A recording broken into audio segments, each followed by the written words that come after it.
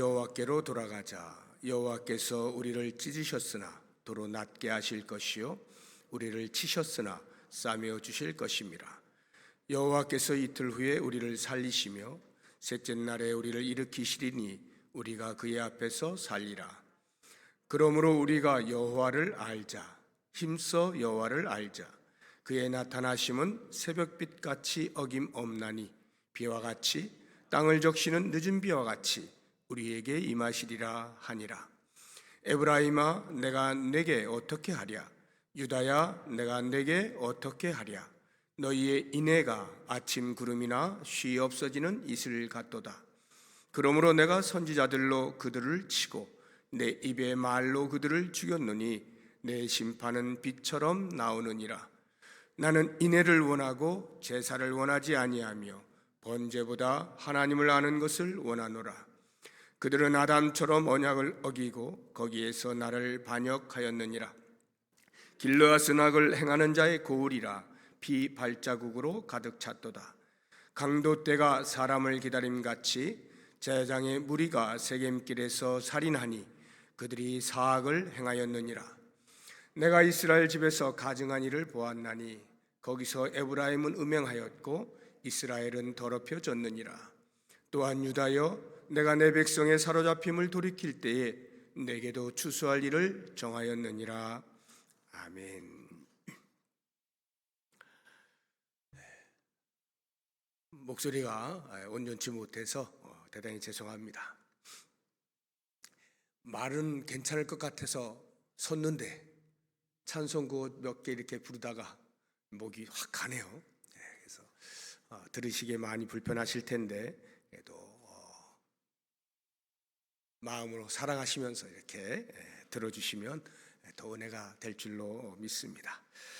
오늘 본문의 말씀은 호세아 선지자가 북이스라엘 백성들에게 간절한 마음으로 호소하는 내용입니다. 이 내용은 호세아 선지자의 그 호소, 촉구뿐만이 아니라 사실은 하나님께서 북이스라엘 백성들을 향하여 촉구하시는 그 마음을 호세아의 입에 담아서 전달을 하는 것이죠. 그 내용을 보시게 되면 1절에 보면은 여호와께로 돌아가자 이렇게 이제 촉구하는 내용이 나오고요. 이제 이 여호와께로 돌아가자라는 말은 여호와께로부터 멀리 떠나 있다는 의미죠. 그러니 빨리 돌아서서 여호와께로 나아가자 하는 이런 이야기입니다.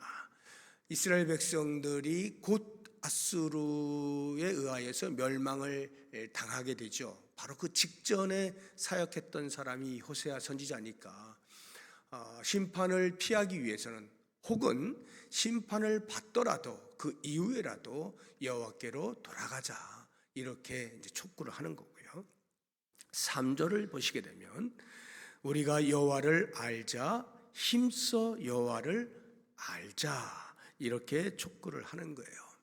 여기서 힘써 여호와를 알자는 말은 우리가 여호와를 좀 알면 좋겠다 하는 정도의 알면 좋고 모르면 어쩔 수 없고 이런 말이 아니고 반드시 알아야 된다. 그러므로 모든 것을 동원하여 전력 투구하여서 여호와를 아는 일에 힘을 써라 하는 이런 이야기입니다. 그러면 호세 선지자가 왜 여호와를 아는 것에 이렇게 강조를 하였을까? 그것이 무엇이 그렇게 중요할까 할 때 여호와를 아는 것은 곧 우리의 영생과 직결되어 있기 때문에 그렇습니다. 여호와를 알아야 우리가 영생을 얻게 되는 거거든요. 이것을 예수님께서 요한복음 17장에서 이제 기도하실 때 십자가를 눈앞에 두고 기도하실 때 이 내용을 이제 담아서 고백하시는 장면이 있어요. 요한복음 17장 3절을 보시게 되면 영생은 곧 유일하신 참 하나님과 그가 보내신 자 예수 그리스도를 아는 것입니다. 이렇게 그러니까 우리 인간의 영생이라고 하는 것은 여호와를 아는 것 그리고 그가 보내신 예수 그리스도를 아는 것으로 말미암는다 하고 분명하게 말씀을 하고 있는 것이죠. 반대로 생각하면 뭡니까? 여호와를 알지 못하면 영생 아닌 영벌, 심판, 사망에 이르게 된다는 뜻이죠.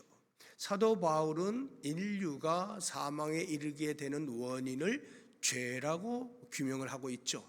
죄의 대가다, 죄의 삭시다. 그래서 로마서 6장 23절을 보게 되면 죄의 삭은 사망이요 하고 분명하게 말하고 있는 것입니다. 그래서 여호와를 알지 못한다는 말은 죄 가운데 있다는 말이죠. 죄 중에 거하고 있다 하는 이야기인 겁니다. 그러면 북이스라엘의 상태를 우리가 볼 때 과연 그들이 여호와를 알지 못하는 죄 가운데 있었느냐 하는 것을 7절을 통해서 이렇게 알게 되죠.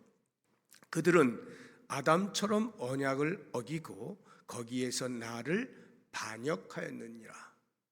언약을 어겼다, 서로 약속을 했는데 이행을 하지 않는다는 말이에요. 약속 불이행, 그리고 한 걸음 더 나아가서 더 강한 어조로 반역이다, 이렇게 표현을 하고 있는 것입니다. 이스라엘, 북이스라엘 백성들이 지금 하나님을 반역하고 있는 상태에 있는 거예요. 그래서 하나님의 심판을 피할 수가 없다는 거죠. 5절을 보시게 되면 그러므로 내가 선지자들로 그들을 치고 내 입의 말로 그들을 죽였노니 내 심판은 빛처럼 나오느니라. 그래서 반드시 하나님의 심판이 있을 것을 말씀을 하고 있는 거예요. 그렇다고 하면 과연 그 당시에 북이스라엘 백성들이 짓고 있었던 또는 그 가운데 있었던 죄의 모습들이 어떠한 것이 있었는가? 크게 지도자들이 보여주고 있는 죄의 실상, 그리고 이스라엘 백성들이 보여주고 있는 죄의 실상, 이 두 가지로 나눠서 생각을 해보면, 먼저 지도자들의 죄를 볼 때에 지도자 가운데서도 이제 백성들을 하나님께로 이끌고 중재를 해야 하는 사명을 가진 제사장, 그 제사장들이 저지른 죄, 악행이 8절과 9절에 소개가 되고 있어요. 보십시오. 8절을 보시면 길르앗은 악을 행하는 자의 고을이라 피 발자국으로 가득 찼도다. 강도떼가 사람을 기다림같이 제사장의 무리가 세겜길에서 살인하니 그들이 사악을 행하였느니라. 여기 상상할 수 없는 표현이 나오는데 제사장의 무리가 세겜길에서 살인을 하였다. 실제로 살인을 했을까요? 이렇게 생각해 보면 이건 어떤 상징적인 표현이 아닌가 하는 생각을 하게 되는데요. 실제로 이 당시에 제사장이 살인에 연루가 되어 있는 그러한 사건들이 있었던 거예요. 그게 뭐냐면 쉽게 이야기하면 청부살인업입니다. 누군가가 자기가 직접 하지 아니하고 돈을 주어서 이 사람 좀 죽여주세요 라고 청부를 하면 그 사람이 돈을 받고 살인을 하는 거예요. 이걸 청부살인업이라고 하는데 당시의 제사장들이 그런 일을 했다는 거죠. 이게 무슨 말일까? 어떻게 제사장이 누구의 청부를 받아서 누구를 죽인단 말일까? 이것을 이해하기 위해서 두 가지 제도를 아셔야 되는데, 하나는 도피성 제도, 그리고 또 다른 하나는 고엘 제도. 이 두 가지 제도를 이제 알면 이 당시 어떤 일이 벌어졌는지를 우리가 대충 짐작을 할 수가 있는데, 도피성 제도라고 하는 말은 이스라엘 전역에 성읍을 6개의 성읍을 따로 구별하여서 사람들이 피할 수 있도록 마련해 놓은 장치인데, 어떤 사람들이냐? 부지불식간에 살인을 한 경우, 다시 말해서 전혀 의도가 없고 고의가 아닌데 실수로 사람을 죽이게 되는 그러한 경우에 이 사람은 억울하잖아요. 내가 원해서 하는 것도 아니고 고의도 아니고 아무런 의도도 없었는데 어찌 하다 보니 그런 일이 벌어졌을 때에 그 사람을 구명해 줄 수 있는 장치로서 도피성을 마련하고 그 사람이 도피성 안으로 들어가게 되면 아무도 그 사람을 건드리지 못하는 그러한 제도가 도피성이에요. 그래서 요단강을 중심으로 해서 요단 동편의 3개의 성읍, 요단 서편의 3개의 성읍을 마련했어요. 여기 7절에 8절에 나오는 길르앗은 요단 동편에 있는 3개의 성읍 가운데 하나이고요. 9절에 나오는 세겜은 요단 서편에 있는 3개의 도피성 성읍 가운데 하나였습니다. 그러면 이 도피성에 들어간 사람은 그 당시에 대제사장이 죽을 때까지 그 도피성 안에 있기만 하면 살 수가 있었어요. 아무도 못 건드렸다 이 말이에요. 그런데 만약에 대제사장이 죽었어요. 그렇게 되면 모든 그의 살인 혐의가 다 공소시효 말소가 되어버립니다. 그래서 죽게 되어지면 도피성으로부터 나와도 아무도 건드릴 수 없어요. 그러면 이게 누가 이 사람을 건드린다는 말일까? 이것을 위해서 이제 고엘 제도를 이해를 하셔야 되는데, 고엘이라고 하는 말은 친족이라는 말이에요. 킨스맨, 친족이라는 말인데, 고엘 제도 하면 친족들 사이에서 해야 할 의무나 권리를 행사하는 제도, 이게 고엘 제도예요. 예를 들어서 친족 가운데 누군가가 너무나 가난해서 자기 몸을 종으로 팔고 빚을 졌다 이 말이에요. 종으로 팔려갔어요. 그럴 때 친족 가운데 돈이 있는 사람이 그 빚을 갚아주고 다시 원래의 신분으로 돌아오게 할 의무가 있는 것을 고엘 제도라고 합니다. 또는 땅을 팔았어요. 땅을 팔게 되어지면 이 땅은 원래 하나님께서 골고루 분배해 준 것이기 때문에 사고팔고가 안 되는데, 사람들 간에 어쩔 수 없이 가난을 이기지 못하여서 팔게 되는 경우가 있고 그것을 사게 되는 경우가 있는데, 이럴 때에 역시 친족 가운데 그 땅을 빚을 갚아주어서 다시 돌려주는 일, 이런 것을 고엘 제도라고 해요. 근데 이 고엘 제도는요, 이런 땅이나 뭐 종 관계뿐만이 아니라 결혼에 있어서도 적용이 됩니다. 예를 들어서 예수님께서 그 7 형제의 그 비유를 들었잖아요. 첫째 형이 결혼을 했는데 아이를 낳지 못한 채 죽었다. 그러면 둘째가 형수와 결혼을 해서 아이를 낳아주어야 돼요. 형의 아이를 낳아줘야 돼요. 이런 것을 결혼계대법 또는 형수취사 이렇게 표현을 하거든요. 이게 고엘 제도예요. 그러니까 친족 간의 권리와 의무를 반드시 행사해야 된다는 거죠. 이런 차원에서 지금 이 상황을 보면 고의로 한 것은 아니지만 아무튼 누군가가 이제 죽잖아요. 그럼 피해자가 있잖아요. 죽은 사람. 그 피해자의 친족이 율법으로 죽인 사람을 복수할 수 있는 거예요. 율법에 허용이 되어요. 복수가. 이걸 고엘 제도라고 해요. 역시 마찬가지로. 그러니까 친족이 자기의 친족 중에 누군가가 피해를 보았을 때 그 피해에 대하여 복수할 수 있는 권리가 주어진다 이 말이에요. 그래서 구약에 여러분 보시게 되면 눈은 눈으로 이는 이로 이런 말 들어보셨죠? 이게 반드시 이제 복수한다는 의미인데, 그 복수가 눈은 눈, 한 눈이면 한 눈, 이 하나면 하나, 그 이상은 하면 안 돼 해서 동질 동량을 이야기하는 거예요. 복수는 가능하지만 지나친 복수는 안 된다. 그래서 눈에는 눈, 이에는 이, 요 정도다. 동질 동량으로만 가능하다 하는 게 율법에 있단 말이죠. 그래서 그 율법에 따라서 친족이 죽인 사람을 고의든 고의가 아니든 어찌됐든 간에 복수할 수 있는 권리를 행사를 할 때 이 사람이 나는 이게 내가 원한 게 아니었는데 어찌 알아보니까 죽였어요 하고는 도피성으로 도망갔단 말이죠. 도피성에 들어가는 순간에 이 친족은 더 이상 복수를 할 수가 없게 되잖아요. 그러면 그것으로 멈추면 되는 거예요. 왜냐하면 하나님께서 도피성을 마련해 놓으셨기 때문에 거기서 멈추면 되는데 인간이 그러질 못하고 분을 사귀지 못하는 거예요. 씩씩거리는 거예요. 야, 이거 어떻게 이제 복수를 해야 되는데 도망가 버렸네. 그래서 일어난 일이 청부예요.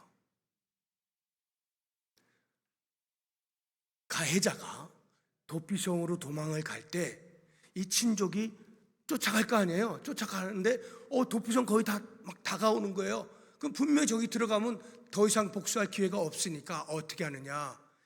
제사장에게 뇌물을 주고, 그러니까 뒷거래를 하는 거죠. 아주 은밀하게 아무도 모르게 딱 둘만 아는 거예요. 은밀하게 뇌물을 주고 청부를 하는 거예요. 이 사람 지금 그 도피성으로 들어가려고 하는데 당신이 좀 해결 좀 해주시오. 내가 그 대가를 충분히 치러주겠소 하고는 돈을 준단 말이에요.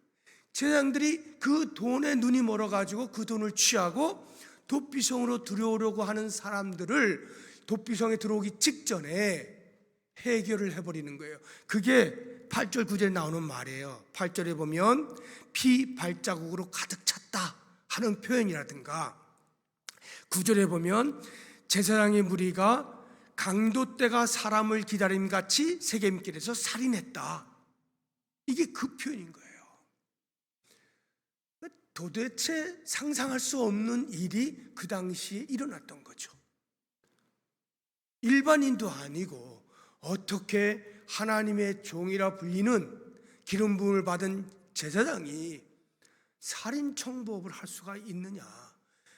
이 한 가지 사건만 보더라도 그 당시에 얼마만큼 죄가 관영했는지를 한눈에 알아볼 수가 있는 거죠. 그러니 백성들의 죄가 어떠했겠어요? 호세아 선지자가 백성들의 죄 또한 고발을 하고 있는데 그것이 10절에 나오죠. 내가 이스라엘 집에서 가증한 일을 보았나니 거기서 에브라임은 음행하였고 이스라엘은 더럽혀졌느니라. 음행하였다. 이것은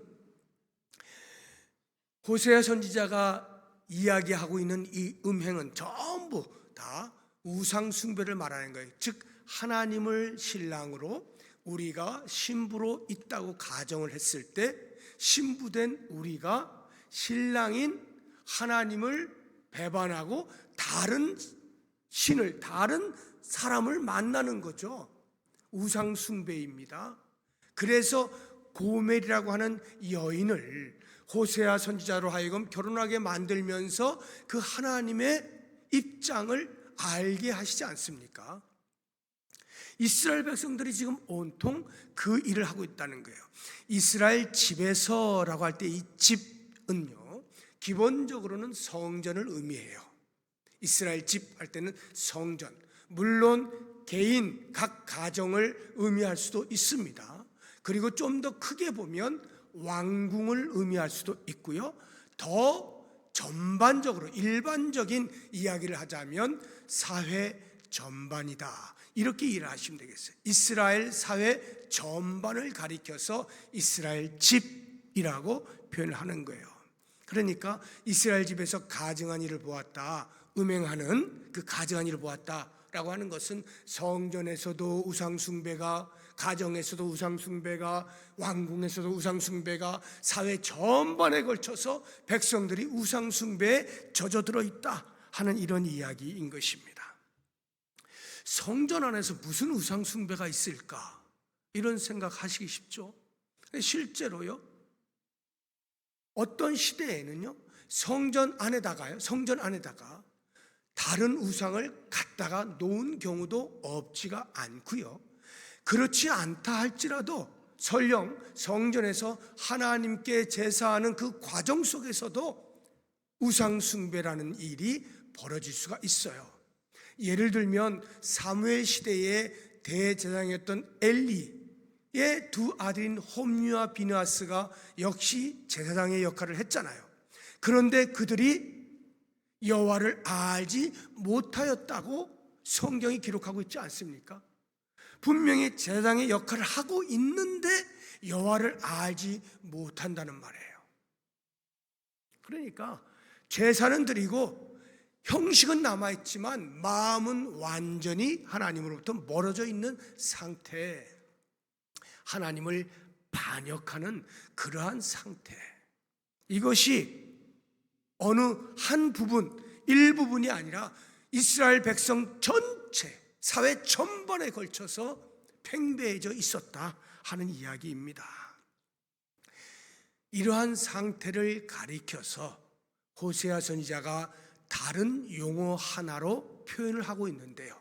4절을 보시게 되면 에브라임아 내가 네게 어떻게 하랴, 유다야 내가 네게 어떻게 하랴, 너희의 인애가 아침 구름이나 쉬 없어지는 이슬 같도다 해서 인애의 부족, 그렇게 우상 숭배가 팽배해 있는 상태를 가리켜서 다른 표현으로 인애가 부족하다 이렇게 말을 하고 있는 것입니다. 인애가 없으면 부정과 부패가 난무한 정의가 사라져버린 사회가 된다는 말이에요. 죄악과 불의로 가득한 사회가 된다는 거죠. 그러면 인애가 뭐냐는 거예요. 인애하신 구세주, 우리 불렀잖아요. 찬송. 인애, 기본적으로 인애의 말뜻은 자비, 긍휼, 은혜, 사랑 이런 의미들이에요. 원어로는 헤세드라고 그래요. 많이 들어보셨죠? 헤세드, 이게 인애예요. 그래서 이 인애는요, 성경에서 말할 때 인애는 도덕적인 차원을 넘어서는 말이에요. 도덕적으로 우리가 긍휼이 많고 사랑이 많고 따뜻하고 이런 차원을 넘어서는 이야기예요. 그래서 이 인애는 절대적으로 하나님의 성품, 하나님의 속성을 말할 때 인애, 헤세드라고 표현을 하고 있는 것입니다.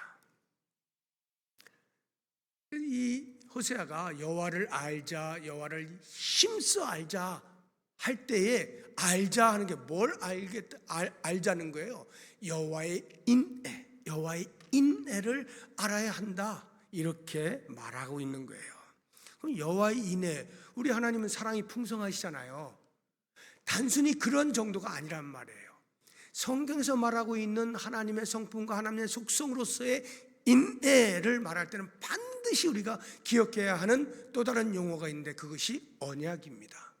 하나님의 인애는 철저하게 언약과 관련이 되어 있어요. 언약을 신실하게 지키시는 하나님, 이게 헤세드의 하나님이에요.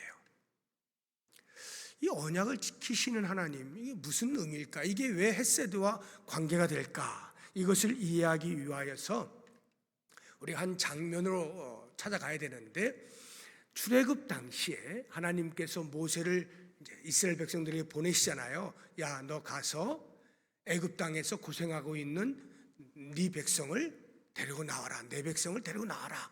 이렇게 할 때 모세가 이미 지칠 대로 지치고 모든 용기와 생각들을 다 잃어버린 상태여서 아이고 하나님 나 못 가요 계속 변명하지 않습니까? 여러 차례 변명하는 가운데 하나가 뭐냐면 제가 가봐야 너 누가 보냈어? 라고 질문하면 제가 뭐라고 말을 할 수가 있습니까? 저 못 가요 라고 할 때 하나님께서 모세에게 그래?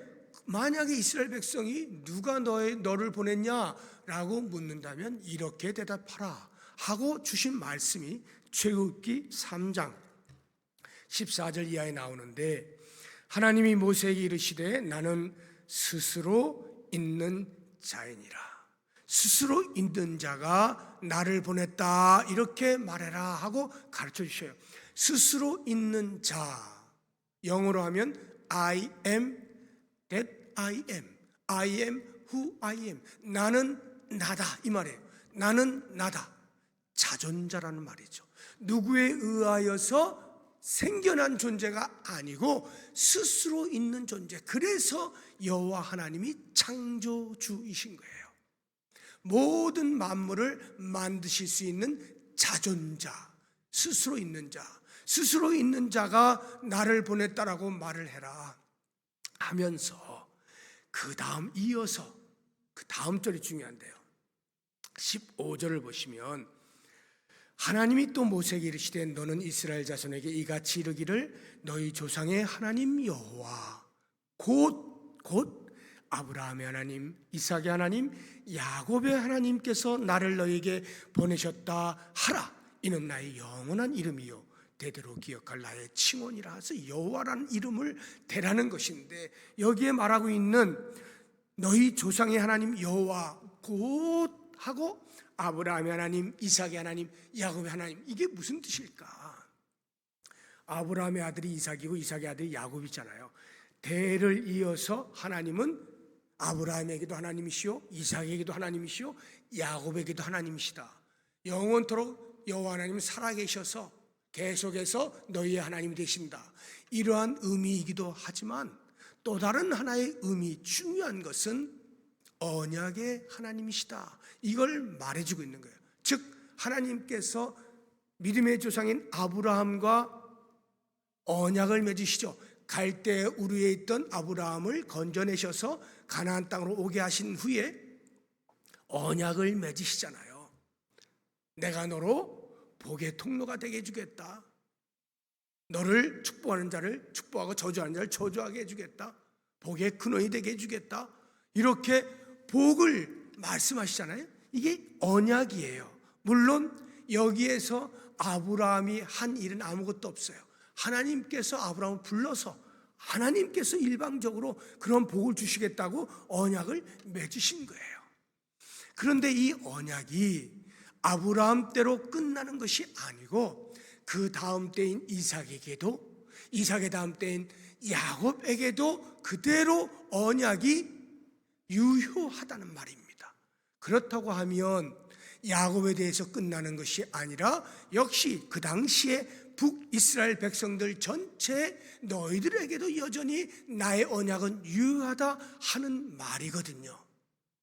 더 우리에게로 적용하자면 지금 이 시대를 살고 있는 우리들에게도 여전히 언약에 신시하신 하나님, 아브라함과 맺으신 그 언약이 지금 우리에게도 여전히 유효하다 하는 말이에요.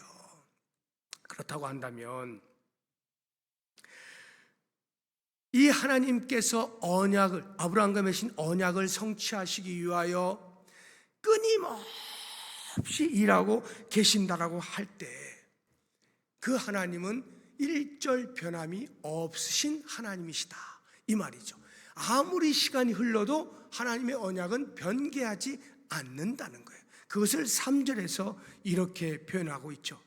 그러므로 우리가 여호와를 알자, 힘써 여호와를 알자. 그 뒤에 보시면 그의 나타나심은 새벽빛같이 어김없나니. 이게 무슨 말이냐면 밤이 되면 캄캄해지잖아요.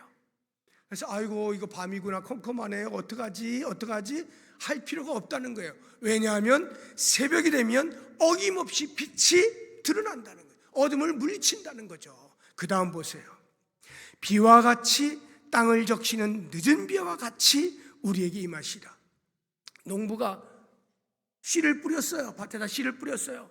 아이고 이게 언제 열매를 맺어서 추수를 할 거야? 걱정하지 말라는 거예요. 하나님께서 때를 따라 비를 주셔서 반드시 너희로 하여금 추수하게 해줄게, 그 말씀을 하는 거예요. 하나님의 언약에 신실하신, 변함이 없으신 분. 이게 무슨 말입니까? 이스라엘 백성들이 예를 들어 지금 비가 오지 않아가지고 추수가 안 되고 막 어려워요. 아이고 이거 망했다, 하나님이 우리를 더 이상 돌보지 않으시는가 보다. 비를 내리시는 신 어디 있어? 바알 신 저기 있네. 쫓아가서 바알이여 바알이 우리에게 비를 내려주소서. 이렇게 하지 말라는 말이에요. 하나님께서 밤이 지나면 새벽이 되어 빛을 비추어 어둠을 물리쳐주신 그 신실하신 하나님, 너희를 위하여 여전히 내가 좀 일하고 있다. 그러니 당장 눈앞에 무엇이 보이지 않는다 하여서, 당장 내 손에 잡히는 것이 없다 하여서 하나님 아닌 다른 것에 마음이 빼앗기면 안 된다는 거예요. 북이스라엘 백성들이 우상 숭배하는 이유가 뭡니까? 그냥 심심해서요? 아닙니다. 하나님으로부터 무엇인가 받지 못하고 있다는 결핍, 갈증, 그것을 견디지 못하는 거예요. 버티지 못하고 다른 걸 찾는 거죠. 그렇게 해서 우상 숭배가 일어나게 되는 거예요. 그런데 하나님께서는 아니다. 너희들이 조금만 기다리고 있으면 내가 다 일한다.